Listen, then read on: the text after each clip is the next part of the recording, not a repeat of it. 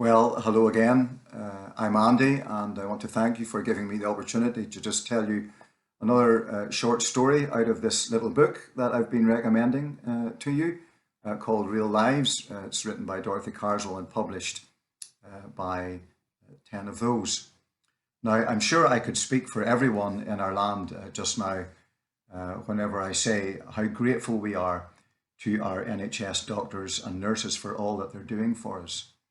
Today's story is about one of those doctors. Her name is Liz McFarlane. Liz certainly would not have described herself as an atheist, but she would also say that she was far from religious. Growing up, she tells us that she had a wonderful life. Her parents were very loving, and she had everything that a young girl could possibly want. And yet she also talks about the fact that from time to time, this question would come to her young mind. Why am I not happy? Why am I not happy? On regular occasions, her mother would take her along to church, but she never saw the relevance. Boys and parties were far more interesting to her. Eventually, she would grow up and go to university in the city of Cardiff, where she would study medicine. And like many students, of course, her life was full of excess. It was lived to the full. And yet, with the passing of time, Liz began to see that this kind of life was actually very unfulfilling. And so began her quest for God. Let me read a few lines from the book at this particular point in her life. It says, she looked in the pubs and parties, no God. She investigated vegetarianism and various environmental campaigns, no God.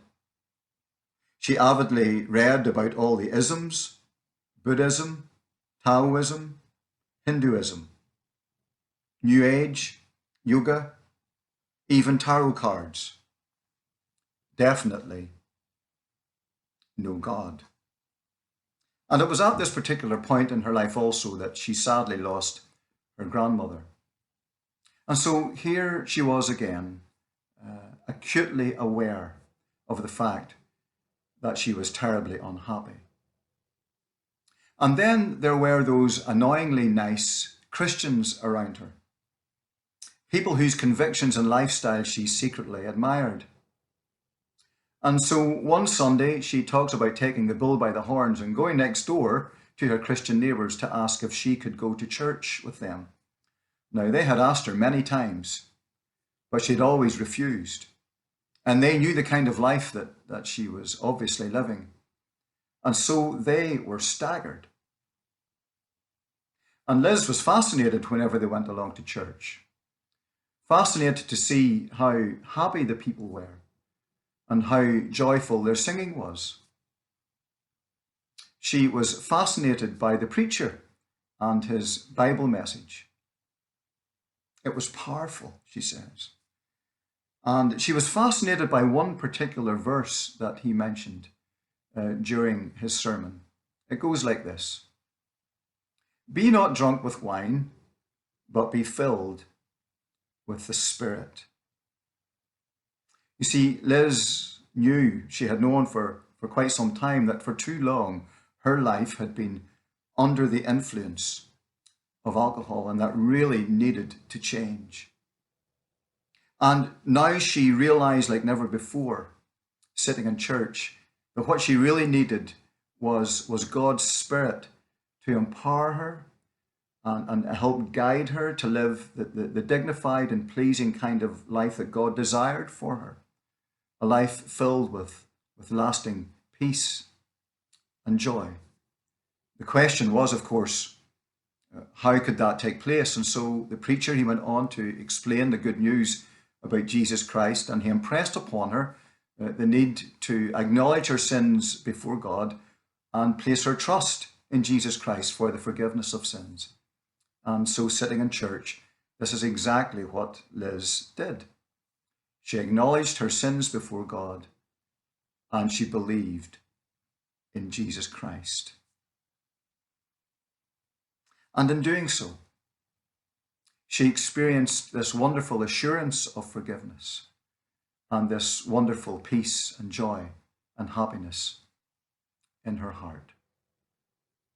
Ironically, something else happened that day because in the church was one of those annoying young medical students, a young man who attended that particular church.